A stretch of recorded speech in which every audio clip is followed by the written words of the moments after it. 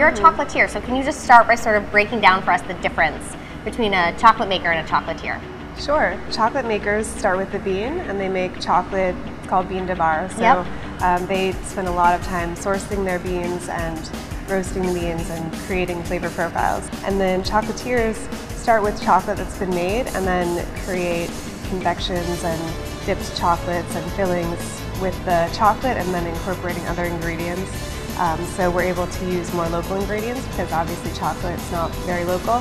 We try to take chocolate and then add to it. And so you're like a crazy alchemist that gets to play with all these different flavors and kind of make the ultimate dessert. Yeah. You know, you have a bigger toolbox. I mean, infusions are so popular now. You were infusing ice cream bases.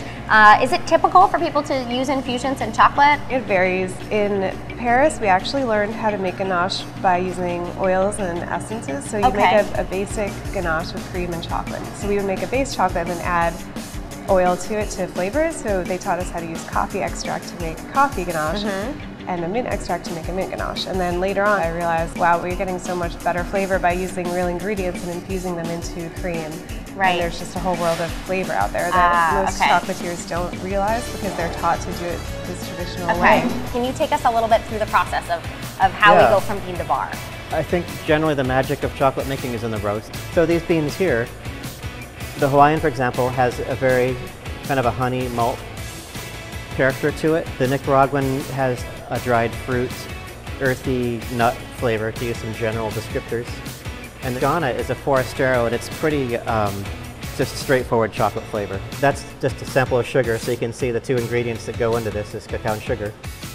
You know, you can't judge a book by its cover, but people are going to be judging your bar by the wrapper. I happen to have this old atlas of Somerville. It's actually an old family thing.